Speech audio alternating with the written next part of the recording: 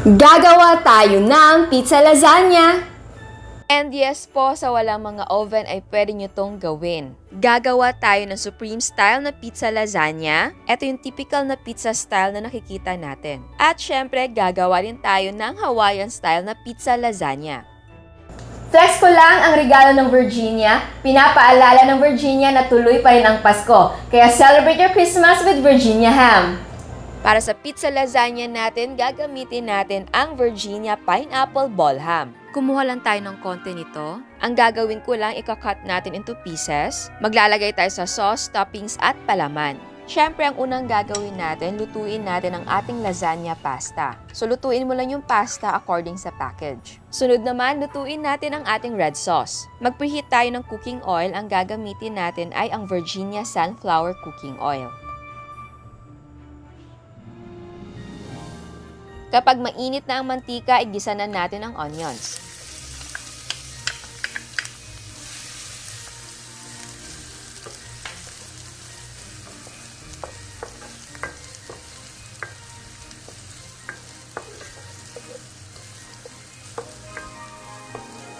Igisa na rin ang garlic.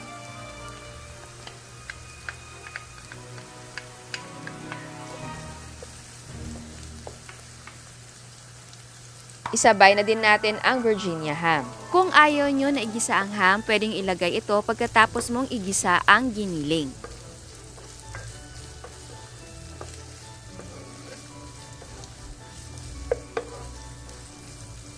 So ayan, ilalagay na natin ang ating giniling at igisa natin ito.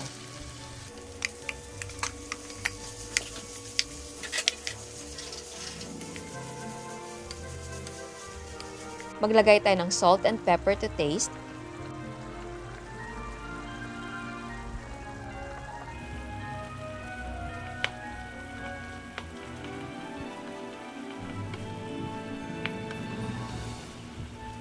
Kung napapansin nyo, watery siya. So, hindi na ako maglalagay ng tubig dahil maluluto na yan. Pero kung sa inyo, hindi lumabas yung water, maglagay lang kayo ng konti. Tapos, antayin lang na matuyo. So, ayan, natuyo na. Ilagay na natin ang Virginia Spaghetti Sauce. Yes po, ang paggawa ng sauce ng lasagna ay parang spaghetti lang. Pwede yung timpla nito sa gusto nyong lasa ng sauce. Haluin lang natin ito ng mabuti. Alam ko, medyo maliit yung aking pinaglutuan, kaya dahan-dahan lang ako sa pagmix.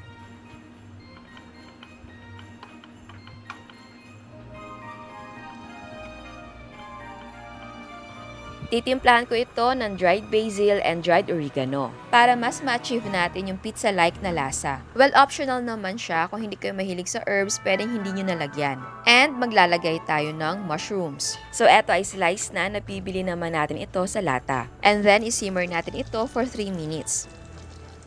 After 3 minutes, pwede mo siyang tikman para malaman mo kung ano yung kulang. Pwede kang magdagdag ng salt and pepper or sugar. At kung okay na sa'yo ang lasa, itabi natin ito at gawin natin ang bechamel. Magtunaw tayo ng butter or margarine, pero ako ang gamit ko dito ay margarine. Dapat mahina lang yung apoy mo. Ako kasi nasobran yung init, hindi ko napansin. Kapag natunaw na, ilagay na natin ang all-purpose flour. Lutuin natin ito until maging light golden sandy color.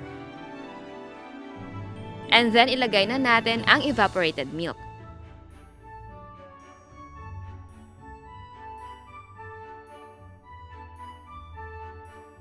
At isabay na natin ang grated cheese. Ordinary cheese lang ang gamit ko, pero pwedeng gumamit ng quick melting cheese. Actually, maraming pamamaraan ang paggawa ng bechamel sauce. So, kung ano yung nakasanayan nyo, pwedeng yun ang gawin. Continuous lang ang paghahalo until halos lahat ng cheese ay matunaw.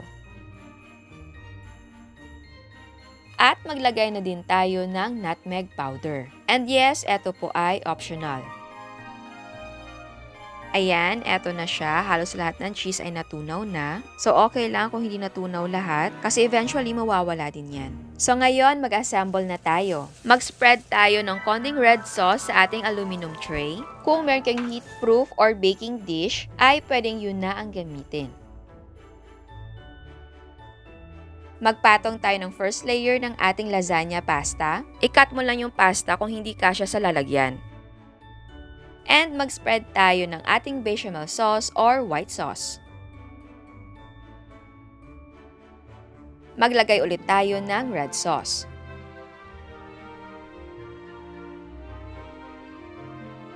Tapos paglagay na tayo ng pizza toppings. Itong una kong inilagay ay sweet peppers. Itong pepper na ginagamit ko ay napaka-common sa atin at mura lang. Nakalimutan ko lang ang Tagalog nito. Ito ang ginagamit natin sa pagluluto ng kaldereta, mechado, or atsara. Hindi ako gumamit ng bell pepper dahil ang mahal. At maglagay din tayo ng white onions. Pwede yung pula na onions pero matapang kasi yun eh. Mas maganda kung white onions yung gagamitin. So islice mo lang siya into rings para maganda. Syempre, para mas special, magpalaman pa tayo ng Virginia ham. So para dito, pinili ko yung medyo mataba na part. Tapos kinat ko lang ng maninipis.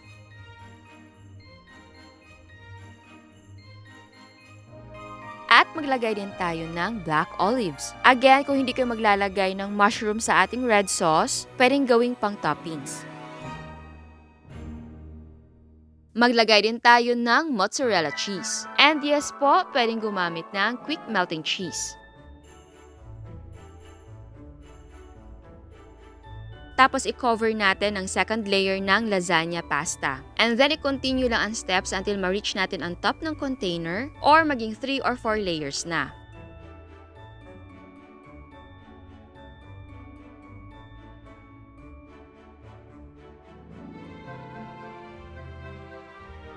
Pagkatapos nating ma-assemble, i-bake na natin ito. At dahil hindi ako gagamit ng oven, gagamitin ko ang aking kawa para maging improvised oven. Na-preheat ko na to for 5 minutes over high heat. And yes, pwedeng gumamit ng malaking kaldero or any na pwedeng maging improvised na oven. Nakakasya ang iyong lalagyan. And of course, sa may mga oven ay pwede nyo itong lutuin sa oven talaga. Takpan at lutuin natin for 45 to 50 minutes over low heat.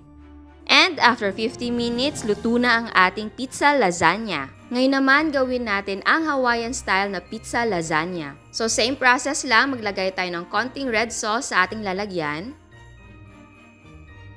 Magpatong tayo ng lasagna pasta at mag-spread tayo ng bechamel. Para naman sa toppings and fillings, gamitin natin ang Virginia ham. Ang ginawa ko lang, kinat ko siya into triangle. Pero pwede din normal na cut. Mas maganda lang talaga na tatsulok ang shape. Pwede din na gawin mong round. Tapos paglagay tayo ng pineapple tidbits. And yes, kung gusto yung magdagdag ng toppings like onions or sweet peppers ay okay lang.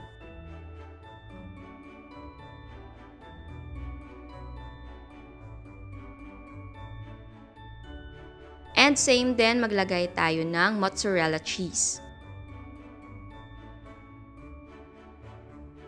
And again, i-repeat lang natin ang steps until ma-reach natin yung top ng ating container or makagawa ka ng 3 to 4 layers. Tapos, i-bake natin ito for 50 minutes over low heat. At pagkaluto, eto na ang itsura ng ating Hawaiian-style pizza lasagna. Diba, napakadali lang gawin ang ating pizza lasagna. Kahit walang oven ay pwedeng-pwede mo talagang gawin. Pero bago tayo mag-taste test, sa hindi pa nakasubscribe, please subscribe sa ating YouTube channel. And please click the notification bell and please click all para ma-notify kayo sa lahat ng uploads. So, ayan, tikman na natin. Alam nyo, ang bango niya.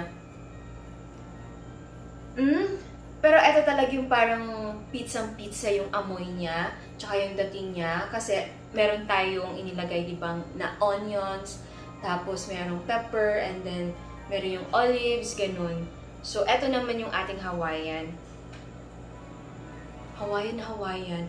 Siguro kasi dun sa ating ham and yung ating pineapple. So, eto siya. Actually, may mga bawas na kasi makasama ko doon sa bahay, hindi makapag-antay. So, eto yung ating may onions and pepper, yung maraming pizza toppings, tapos eto yung ating Hawaiian. So, uunahin natin ay eto, unahin natin yung maraming toppings ng pizza. Ayan. Ayan.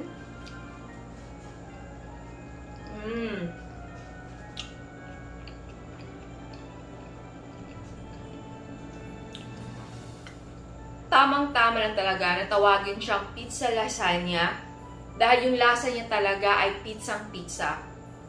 Tapos syempre, naging lasagna lang dahil nga sa ating layers of lasagna pasta.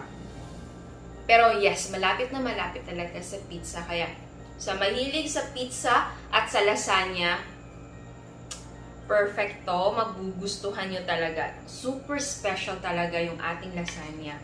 Dahil diba naglagay pa tayo ng ham, ng Virginia.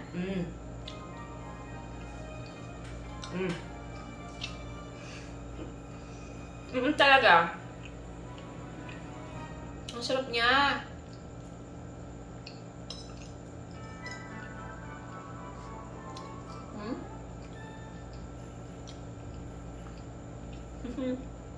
Sunod naman, tikman natin ang ating Hawaiian.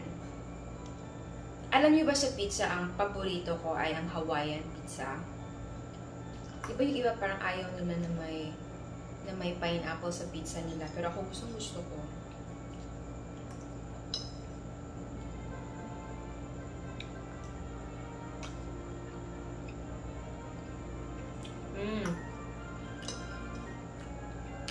In fairness napaka-meaty niya. Actually, yung dalawang pizza, napaka-meaty. Dahil aside pa sa ating sauce na may mga meat, naglagay pa tayo ng ham. Kaya,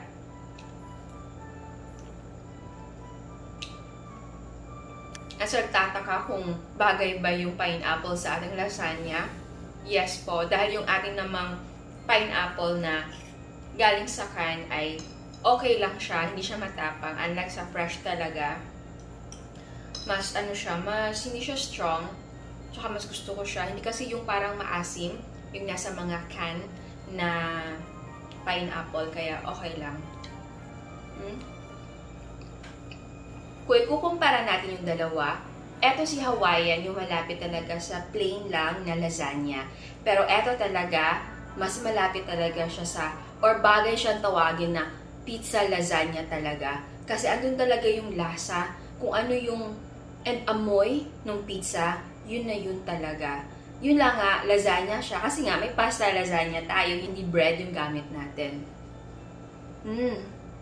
Sa gustong gumawa ng lasagna ngayong Pasko, subukan nyo lagyan ng twist ang lasagna ninyo. Gawin yung pizza lasagna, tapos gumamit kayo or magdagdag kayo ng Virginia na ham. As in, masarap siya.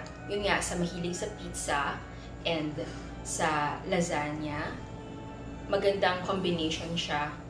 Kahit ako nagustuhan ko, nakikita ko kasi ito noon sa sa social media na pizza lasagna.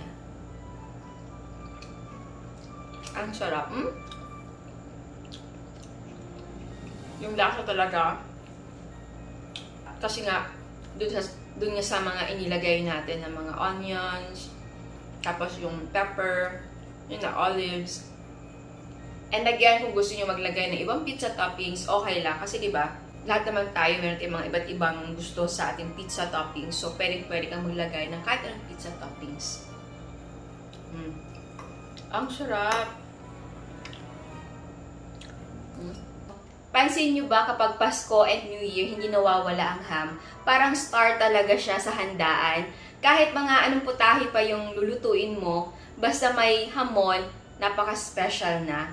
Pero alam nyo ba na maraming pwedeng gawin sa ham? Kagaya nito, gumawa tayo ng lasagna na may ham. So, mas naging special siya, di ba?